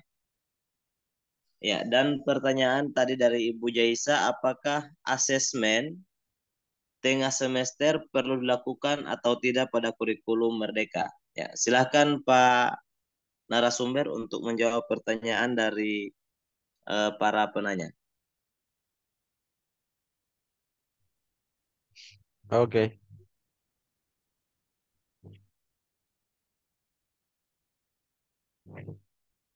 Ya, pertama Bu Jai dulu ya, Bu Jaisa. Eh, terkait tentang asesmen pelaksanaan apa namanya tengah semester ya, dan juga asesmen akhir semester itu fleksibel ya, Bu, dikembalikan ke guru dan juga sekolah masing-masing ya. Intinya di nilai akhir nantinya Bapak Ibu, di nilai akhir tidak menjadi keharusan seperti di kurikulum Merdeka 2013 ya, misalnya nilai akhir pembelajaran siswa selama 1 semester ya itu didapat dari 2 kali NPH, kali NPTS, kali NPAS. Nah, ini kan tidak ya di kurikulum Merdeka tidak, karena memang nilai akhir dari sumatif itu tidak menjadi keharusan harus PTS, harus PAS. Ya dikembalikan lagi ke ibu dan juga sekolah. Kalau alokasi waktu tersedia cukup, silahkan. Dan kalau masih butuh untuk mendapatkan informasi dari hasil eh, tengah semester, silahkan dibuat. Itu diperbolehkan. Yang tidak buat juga kalau misalnya dia berdalih bahwa eh, saya sudah dapat cukup informasi terkait tentang ketercapaian TP pada asesmen sumatif 1, 2, dan 3, ya tidak perlu saya lakukan PTS, itu juga tidak salah, Bu. Jadi kembalikan lagi ke Bapak Ibu ya, dan juga di sekolah disepakati seperti apa. Ya, jadi tidak harus wajib Bu Jaisa ya. Ya, kalau tidak dilakukan juga yang penting bisa berdalih bahwa Ibu sudah dapatkan nih informasi tentang murid ya, perkembangan murid dari pencapaian CP dari TP yang mereka tempuh pada pertemuan selanjutnya. Artinya begini, kadang kita ada murid sudah paham ya, dia sudah paham, sudah memahami satu konsep materi, atau sudah tercapai TP-nya, kita uji lagi di PTS misalnya. Jadi ibaratnya kalau dalam sebuah perjalanan kita tidak percaya bahwa dia sudah sampai di sebuah tujuan. Misalnya dari Ambon ke Jakarta. Orang sudah sampai di Jakarta masih tidak percaya. Ayo balik lagi ke Ambon. Coba tempuh lagi perjalanan. Saya tunggu kamu di sini. Saya belum yakin kamu sudah sampai. Nah itu ilustrasinya seperti itu, Bu. Tergantung ya. Kalau alokasi waktu tersedia silakan, Bu. Ya, tapi kalau sudah dapat informasi ya buat apa dibuang-buang waktu untuk PTS lagi, habiskan biaya kertas lagi dan segala macam, lebih baik diisi ke refleksi pembelajaran, perbaikan-perbaikan pembelajaran ya, atau kegiatan-kegiatan yang belum eh, dikuatkan dalam kegiatan P5, mungkin itu lebih efektif waktunya bisa digunakan. Tapi kalau menurut Ibu boleh, masih butuh dapat informasi lagi, silakan. Ya. Kemudian tadi di kolom chat ya, Bu Christian ya, ya, oke. Ntar dulu dari atas, Bu Hanifa ya, Bu Hanifa dari SDN Jati Padang ya. Ini menarik Ya, ya, sering ditanyakan oleh Bapak Ibu guru kelas 1 ya. Nah, seperti format yang saya tampilkan tadi, karena memang di fase A di kelas 1, strategi apa yang tepat untuk memaksimalkan asesmen sumatif? Ya, bentuk soal apa yang tepat? Oke. Nah, karena yang ditanyakan Bu Hanifa ini adalah asesmen sumatif, ya, berarti tujuannya untuk mendapatkan nilai akhir dari sebuah capaian atau tujuan pembelajaran. Nah, jadi Bu, strateginya dikembalikan lagi ke Ibu yang lebih tahu karakteristik murid, ibu-ibu, ibu seperti apa ya. Misalnya tadi karena di awal ya, di awal semester, mempertimbangkan juga bahwa belum semua murid bisa menulis karena murid kelas 1. Nah, sebagian asesmen juga bisa dilakukan dengan tidak harus tes tulis, bisa praktik ya, bisa langsung tes lisan, ya, bisa juga melalui tes performa, ya. Jadi dikembalikan lagi kepada keadaan, Bu, ya, murid kita masing-masing di sekolah kita. Masalah strateginya kita yang lebih tahu, ya. Kemudian Pak Suraji, bagaimana cara mengadakan asesmen dan siswa tidak merasakan asesmen sedang dilaksanakan atau lebih dilakukan oleh guru? Pak Suraji, bisa aktifkan mic, Bu. Saya tidak terlalu paham ini pertanyaannya.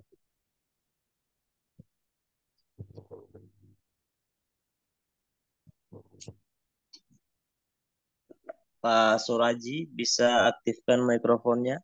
Oh ya sudah. Ya, silakan Pak. Silakan, Pak. Ini saya sering mengadakan asesmen. Kesannya siswa kok dikit-dikit ujian gitu loh. Supaya anak tidak merasa ada asesmen awal, ada asesmen akhir, ada macam-macam. Kan sini kan kita banyak mata pelajaran. Masa kita itu dalam 1 minggu setiap hari asesmen awal. Kan anak sendiri akan bosan. supaya tidak merasa dia di asesmen itu bagaimana gitu loh. Mungkin ada cara Ya, lain ya. lah. Oke, paham Mbak. Ya, Ya. luar biasa. Supaya anak tidak merasakan bahwa dia sedang asesmen. Oke, Bapak ragamkan cara Pak ya. Kalau saran saya ragamkan cara dan teknik bagaimana untuk mendapatkan informasi dari asesmen itu. Bisa pakai teknik-teknik yang lain juga yang tadi saya tampilkan ya. Eh, atau bisa melalui dalam permainan-permainan ada banyak cara ya. Ada juga memanfaatkan teknologi yang menyenangkan ya, seperti beberapa platform yang mendukung asesmen seperti Kahoot, Quizizz ya, Kuiper ya dan sebagainya. Nah, itu bisa dipakai juga ya atau game-game ya. Nah, ini kayak Pak Yandri betul diskusi game ya. Sehingga mereka tidak merasa bahwa em, yang kan tujuan Bapak mereka tidak merasa bahwa mereka sedang asesmen dan mereka tidak merasa kaku bahwa saya ini lagi ujian nih. Berarti harus serius ya ya gitu. Saya lagi tes, saya lagi ulangan dan sebagainya. Ya. Nah, eh, tergantung bagaimana Bapak Ibu mempergunakan beragam teknik. Ya, makanya tadi di asesmen formatif itu yang diharapkan tadi Bapak Ibu ya, tes kinerja aktivitas anak itu dinilai bagaimana mereka bisa memahami sebuah konsep atau keterampilan atau perubahan perilaku dari aktivitas yang dibuat dalam pembelajaran itu, Pak. Jadi dikembalikan lagi, Pak. Kalau saya lihat di sini ada teman-teman banyak yang menggunakan game-game edukasi, padahal dengan sendirinya mereka lagi apa asik-asiknya bermain game, ya game-game edu. Ternyata gurunya dia tidak sadar bahwa gurunya sedang melaksanakan asesmen. Ya, misalnya nih Bu Jaisa ini sering kita lihat postingan beliau. Ya, misalnya kuisis, ya itu kan menarik ya. Terus cerita-cerita santai dengan mereka, terus tanya-tanya jawab, padahal dengan sendirinya Bapak sedang melaksanakan tes lisan dengan mereka. Nah, itu salah satu tips dan trik juga. Jadi benar Pak, tidak harus dengan kertas Pak. Ya, kertas itu sebatas hanya mengukur pengetahuan, terus banyak juga makan biaya, makan waktu ya. Ya, kenapa kita tidak manfaatkan teknik-teknik yang lain? Bukan berarti menilai-menilai dengan tes-tes tertulis itu tidak boleh, boleh Bapak Ibu, tapi diragamkan juga dengan cara-cara lain yang memudahkan Bapak Ibu. Bapak Ibu, kita ini kerjanya banyak. Ya, merancang itu yang simpel, yang praktis, jangan merancang yang menyusahkan diri sendiri. Ya, kita diberi kemerdekaan, keluasan untuk mengatur jalannya perjalanan pembelajaran itu sampai mencapai capaian akhir. Jadi yang praktis. Kalau bisa saya dapat informasi dengan cara ini lebih cepat ya, kenapa harus pakai yang sulit gitu? Kan tujuannya sama aja gitu. Oke, yang berikut ya. eh, Tadi ya. Nah, ini nanti saya minta Pak Yandri bantu jawab ya, karena sekolah kami baru mandiri berbagi ya. Mandiri berbagi, belum berbanyak pengalaman jauh sampai ke asesmen di proyek kelima oleh Bu Christine ya. Nanti saya minta Pak Yandri bantu ya. Eh, Gimana tadi pertanyaannya? Ya, mohon izin. Jika saya ingin menggunakan pameran karya P5, ya kita belum sampai ke pameran karya, Bu, ya.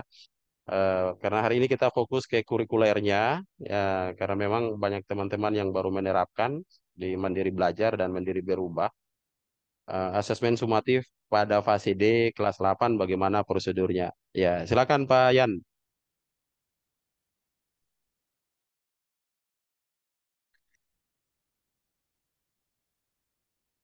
Baik, terima kasih Pak Alfi. Terima kasih banyak. Eh, ingin berbagi saja karena kebetulan saya juga bukan ini Pak Alfi. Apa? Saya juga mandiri berbagi, Pak. Jadi bukan SMKPK. Siap, Pak Yan. Ya. Cuman yang mungkin yang ingin saya bagikan sepengetahuan saya begini Bapak Ibu. Mungkin yang Ibu pertama tadi yang bertanya secara langsung semangat asesmen sumatif semangat asesmen sumatif khususnya itu di kurikulum Merdeka kan ada kewenangan untuk melakukan asesmen itu kan ada di, ya seperti yang disampaikan Pak Alfi ya, kewenangan melakukan asesmen itu kan ada di pendidik. Dan kewenangan itu tetap harus merujuk pada CP-nya, TP-nya. Nah ini saya sudah cek SMP maupun SD, karena kebetulan saya di SMK ya. Sebagai contoh saja, kalau di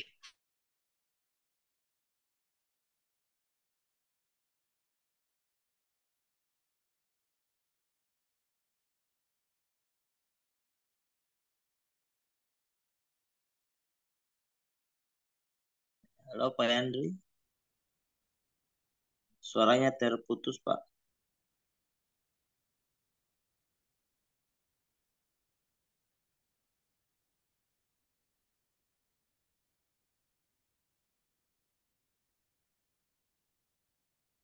Ya Pak Al mungkin bisa dilanjutkan sambil menunggu Pak Andri jaringannya pulih kembali.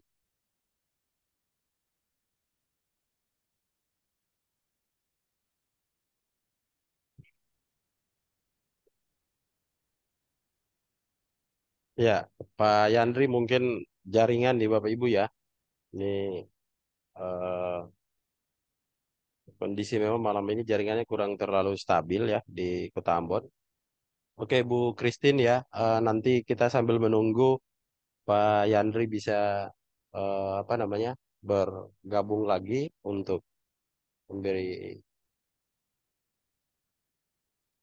menjawab ya. Ini bagaimana menggunakan pameran karya Pelima sebagai asesmen sumatif akhir pada fase D. Ya, oke. Karena ini tujuannya adalah eh, sumatif ya, berarti di akhir ya. Bu, Ibu menggunakan pameran karya, melalui pameran karya bisa mendapatkan nilai akhir ya.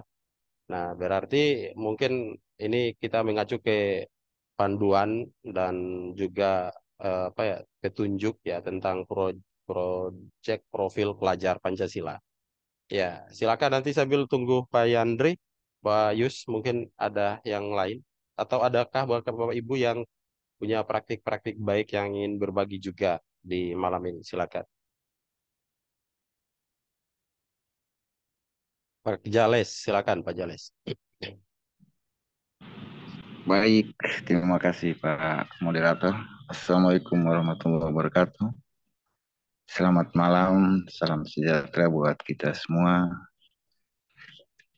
Webinar yang luar biasa, kita mendapatkan banyak pemaparan materi terkait asesmen, dan di kesempatan ini mungkin saya berbagi sedikit tentang praktik baik saya terkait asesmen, di mana dari tahun sejak 2022 kemarin itu saya sudah mencoba untuk membuat perubahan dalam asesmen, di mana sudah tidak dengan kertas, tapi saya lebih pada asesmennya itu ingin mengetahui secara langsung jawaban dari siswa itu. Jadi kami berdiskusi, walaupun itu siswa kelas 2 SD, fase A. Nah, kebetulan saya di mata pelajaran pendidikan agama Islam, saya mencoba asesmennya seperti itu. Jadi anak-anak itu kelihatan bahwa dia akan lebih bebas untuk menyampaikan pendapat. Nah, di sana yang ingin saya dapatkan adalah siswa itu untuk dia berpikir kritis di sana. Jadi bukan sekedar tulisan yang ingin untuk saya dapatkan. Nah, ini berbagi praktik yang pernah saya lakukan ya. Kemudian bagi saya sendiri, asesmen yang ada pada kurikulum Merdeka ini fleksibel sekali Bapak Ibu. Memberikan kita keleluasan dalam penilaian, di mana kalau di kriteria ketercapaian pembelajaran itu ada 3 pendekatan, di mana komunitas Ahmad Dahlan ini sendiri di webinar yang kemarin itu sudah berbagi tentang 3 pendekatan kriteria ketercapaian tujuan pembelajaran. Nah, sehingga untuk asesmen yang disampaikan Pak Al tadi betul sekali bahwa kita buat yang kita paham Bapak Ibu. Ya, jadi kita membuat perencanaan asesmen dengan perencanaan pembelajaran itu di mana tujuan yang nantinya kita capai dengan penilaian seperti apa. Nah, itu kembali ke kita Bapak Ibu. Sehingga nantinya ada tindak lanjut daripada asesmen yang kita buat. Jadi ini fleksibel sebenarnya menurut saya ya Bapak Ibu. Dan untuk asesmen ini sendiri bukan hanya saya gunakan untuk siswa, Bapak Ibu. Lebih sering kepada diri saya, di mana ketika satu tujuan pembelajaran saya sampaikan dalam pembelajaran, itu pada akhir nanti kita buat asesmennya seperti diskusi. Nah, di sana tentunya tujuan pembelajaran ini berapa banyak siswa yang sudah memahami dan berapa siswa yang belum. Nah, ini yang PR besar buat saya itu yang belum. Kira-kira metode apa yang perlu saya gunakan lagi untuk menyampaikan ini agar tujuan pembelajaran ini dapat lebih mudah dipahami oleh peserta didik. Oke, dari saya sementara seperti itu. Mudah-mudahan ini menjadi berbagi praktik dari saya untuk Bapak Ibu dan semua peserta di webinar ini. Terima kasih, dikembalikan Pak Yus. Ya, terima kasih Pak Yales telah berbagi. Ya, Bapak Ibu sekalian, Pak Andri sudah bergabung kembali dengan kita. Ya, kepada Pak Andri bisa dilanjutkan penjelasannya tadi, Pak. Oke, baik. Terima kasih Pak Yus. Ya, jadi kurang lebih kalau terkait asesmen seperti itu, yang asesmen sumatif ya Bapak Ibu. Jadi kalau saya sendiri sih di sekolah untuk ulangan tengah semester itu memang tidak ada, ulangan akhir semester ada, tapi bentuknya dibebaskan kepada masing-masing guru dan materi. Tapi ini tidak harus dicontoh seperti ini ya. Materinya juga itu tidak dari awal, jadi hanya materi terakhir. Kemudian kalau terkait P5, karena ini ya, biasanya kan, bukan biasanya ya, tapi memang target P5 kan elemen suplemen tuh dari P3, sedangkan CP pembelajaran tuh kan targetnya ke CP, jadi memang punya target yang berbeda. Tapi jika memang itu tadi, ketika CP-nya atau TP-nya itu memang meminta dan itu bisa dipenuhi di P5, ya tidak masalah. Artinya bentuk tesnya, apa yang diukur itu sama gitu. Bersesuaian ya silahkan, tapi kalau tidak jangan dipaksa. Jadi ketika ya kayak tadi diminta untuk bertutur, sedangkan yang di P5-nya lain, ya jangan dipaksa gitu, walaupun sama-sama misalnya membuat proyek yang sama, tapi lihat dulu CP-nya itu apa yang diminta. Jadi jangan dilihat dari ini bahasnya P5 terkait gaya hidup berkelanjutan misalnya, dan sesuai nih sama misalnya di di kelas saya begitu. Ya mungkin topiknya bersesuaian, tapi apakah yang kita mau ukur di CP itu memang bisa kita ukur juga di P5? Kalau memang bisa ya silakan. Terus tadi ada ibu juga yang menanyakan bagaimana biar sumatifnya bisa maksimal, atau tadi Pak Jalis ya. Kalau menurut riset yang saya baca, itu asesmen formatif itu adalah yang tadi seperti dicontohkan Pak Alfi, itu adalah langkah yang memiliki efek atau dampak paling besar untuk pencapaian hasil terbaik di asesmen sumatif, Bapak Ibu. Ini riset yang berbicara. Jadi ketika misalnya tadi ya di Pak Alfi, untuk mencapai ketercapaian sumatif TP-nya tadi kan ada beberapa IPK. Ketika IPK yang satu dia belum paham, kita kan intervensi tadi ada, bukan intervensi ya, kita ngecek tadi kan ya. Pak Alfi ngecek dengan asesmennya, oh ini belum paham. Oke, kita pahamkan dia.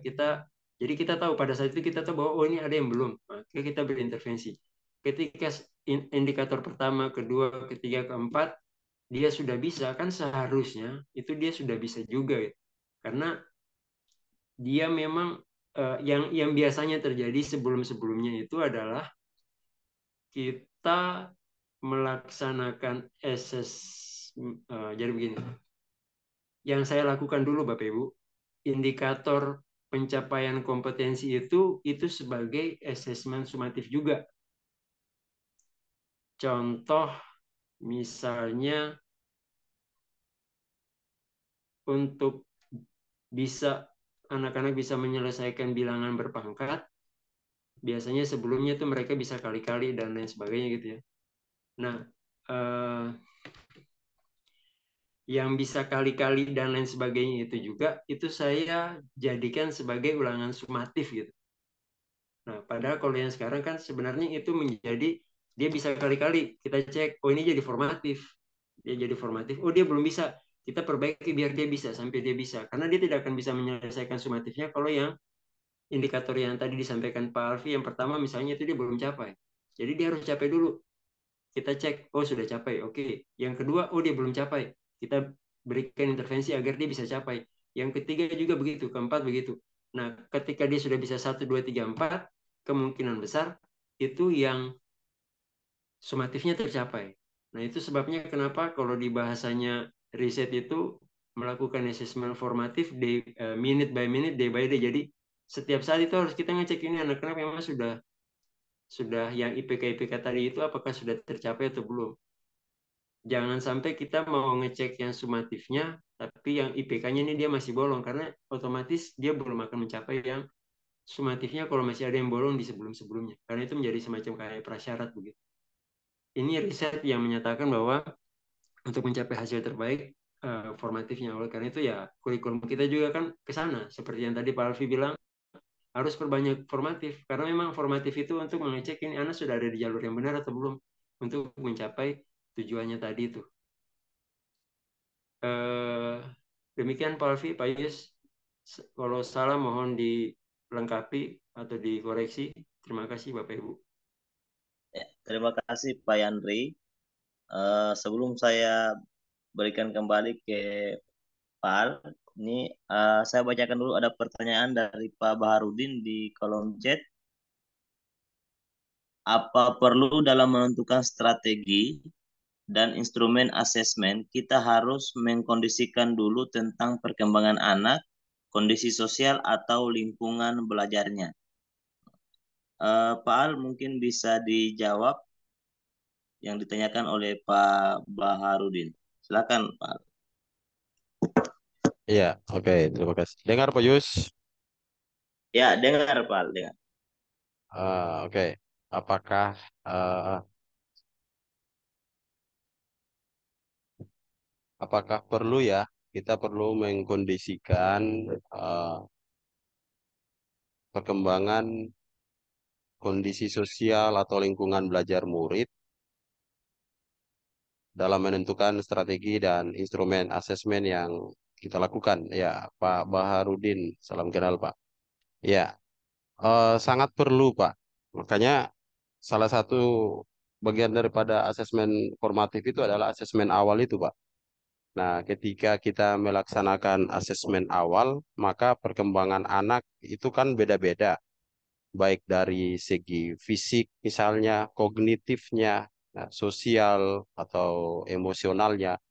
Nah, oleh sebabnya ini perlu Pak untuk menyesuaikan strategi instrumen asesmen dengan tingkat perkembangan anak. Misalnya untuk anak yang masih dalam tahapan perkembangan kognitif awal ya, kita dapat menggunakan asesmen yang bersifat konkret dan visual yang eh, tetap ke satu tujuan yang sama, tapi mungkin caranya yang beragam ya. Ya, mungkin sederhananya seperti itu.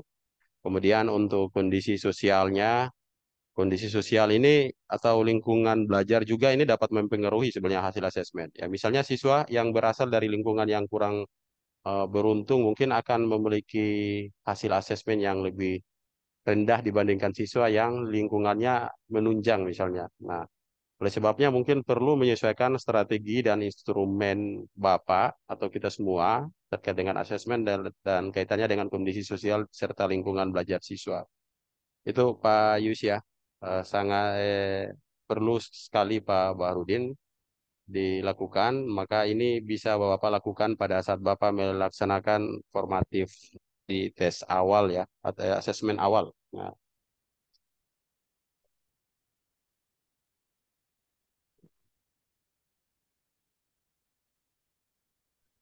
Ya, terima kasih Pak Al atas jawabannya. Bapak Ibu sekalian, apakah ada yang masih ingin kita diskusikan atau mau ditanyakan langsung kepada Pak Al?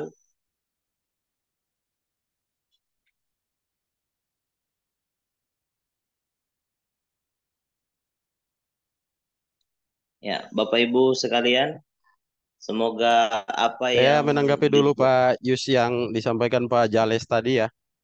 Oh ya, siap.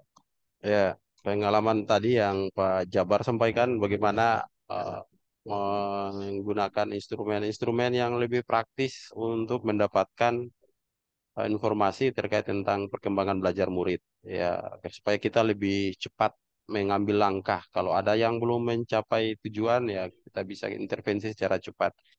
Ya, memang benar Pak Jales ya. Ini perlu kita pahami dulu sebenarnya. Perlu pahami yang tadi sudah saya sampaikan. Sebenarnya pada saat kita merumuskan tujuan pembelajaran, itu kita sudah membayangkan seperti apa nanti akan kita ukur bahwa tujuan ini akan bisa tercapai. Nah, dalam memilih teknik dan instrumennya juga pada saat Bapak Ibu misalnya menggunakan pandangannya taksonomi Bloom ya dalam menyusun TP-nya misalnya. Kalau misalnya Bapak Ibu merumuskan TP-nya adalah mempraktikan misalnya. Nah, ini Pak Jabar ini kan guru PAI ya, guru agama misalnya mempraktikan sholat. Ya, dari situ Bapak sudah tergambar. Tidak mungkin kalau TP-nya mempraktikan, Bapak melakukan tes tertulis. Ya, karena arah tujuan TP-nya itu adalah murid bisa mempraktikan. Berarti Bapak sudah terbayang, oh instrumennya akan saya pakai nanti adalah rubrik, tekniknya adalah praktik. Nah, di situ sudah tergambar. Atau misalnya Bapak menentukan TP-nya memilih capaian kompetensinya adalah mengidentifikasi ya. Karena ini perlu juga Bapak pahami bahwa kompetensi identifikasi ini dengan mudah kita ukur dengan cara apa ya? Mungkin ini dengan cara tes tulis bisa, terus pengamatan juga bisa, ya, ataukah juga dengan cara praktik juga bisa. Nah, dari situ akan mudah Bapak menetapkan instrumennya. Ya, kalau praktik, ya misalnya praktik lebih cocok dengan rubrik misalnya atau checklist ya. Kalau ini menyangkut tentang sikap perubahan perilaku, misalnya menunjukkan perilaku taat aturan. Nah, tidak mungkin kalau misalnya TP-nya menunjukkan perilaku taat aturan, Bapak Ibu buat dalam bentuk tes tertulis. Nah, itu juga tidak terlalu cocok. Nah, akan lebih autentik ketika Ibu Bapak menggunakan dengan cara apa namanya? eh, pengamatan langsung ya perubahan perilaku anak terkait tentang ketaatan dia terhadap sebuah aturan. Oke, itu yang bisa saya bagikan untuk Pak Jales di malam hari ini. Terima kasih ya. Masih adakah lagi Bapak Ibu? Kalau tidak ini kita bisa akhiri karena sudah 10:30 di Indonesia Timur.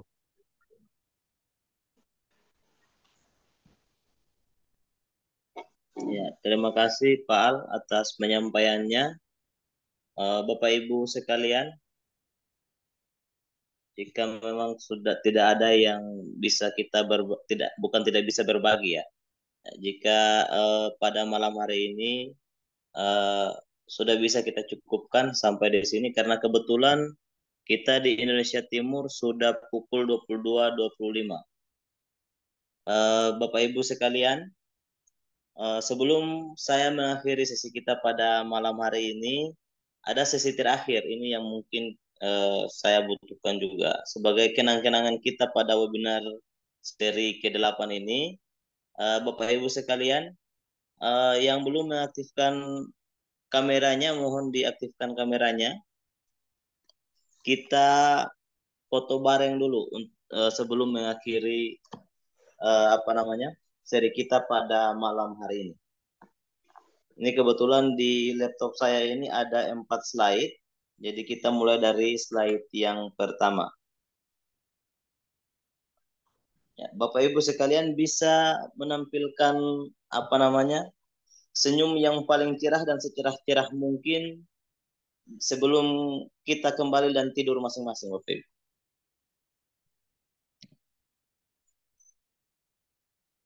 Pak Al mungkin bisa ditampilkan muka yang bersinar-sinarnya itu. Ya, biar tidak terkalahkan oleh senyumnya Pak Yandri. Ya. Kita mulai dari slide pertama, Bapak Ibu. 1, 2, 3.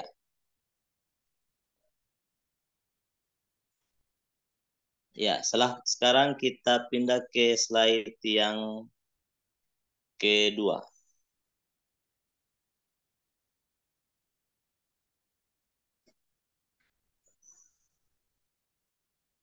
Oke, slide kedua siap. 1, 2,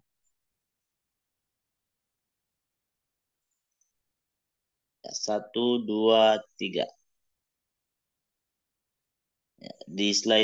Di slide kedua saya ini senyum dan kopiahnya Pak Abah sangat menarik pada malam hari ini. Pak Yus, mungkin Pak Kepala ada yang mau disampaikan Pak Yus sebelum kita tutup.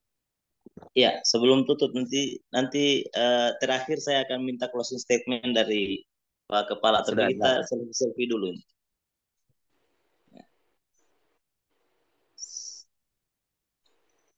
Pak Yus, Pak Al, beta bisa tambahkan sedikit ya? Ada, tapi nantilah saya misalnya.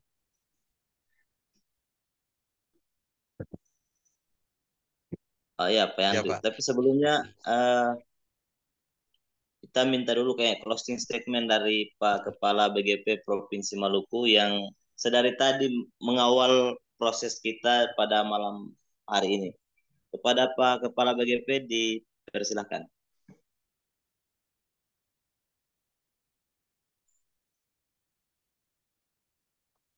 Sebetulnya sudah cukup jelas ya, luar biasa. Jadi saya selalu mengikuti ya berbagai webinar yang diadakan oleh Bapak Ibu Guru karena penting sekaligus tadi itu juga bagian dari asesmen yang sedang secara individu saya lakukan untuk memastikan bahwa miskonsepsi yang terjadi di kalangan teman-teman guru ini seperti apa dan langkah apa yang perlu saya kira sudah luar biasa, terutama terkait dengan materi hari ini yang apalagi juga bahkan diikuti bukan hanya dari Maluku ya, dari saya lihat bahkan dari ibu kota yang juga ini menurut saya ini cukup menarik. Saya kira satu kata luar biasa untuk malam ini. Terima kasih untuk Kombes Ahmad Dahlan yang telah berkenan berbagi melalui webinar hari ini. Kembali mengingatkan Bapak Ibu untuk terutama di Ambon jangan lupa isi surveinya ya, linknya sudah kami sampaikan sebetulnya. Dan Maluku termasuk salah satu provinsi dengan partisipasi survei atau komber yang mengisi itu masih sedikit ya. Mudah-mudahan dari seri webinar seperti ini kemudian menambah persentase ya, komber yang mengisi survei itu. Adapun linknya kalau bagi yang belum tahu silakan dikomunikasikan dengan Pak Aldi. Saya kira demikian. Terima kasih. Assalamualaikum warahmatullahi wabarakatuh. Waalaikumsalam warahmatullahi wabarakatuh. Terima kasih Pak Kepala BGP yang selalu bersemangat mendampingi kita di setiap sesi webinar kita.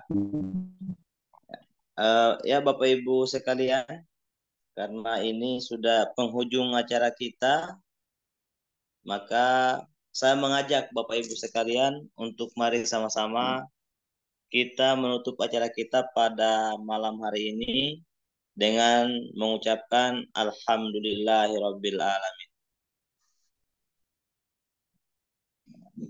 Alhamdulillahirabbil alamin. Ya, Bapak Ibu sekalian, sudah berakhir sesi kita di malam hari ini.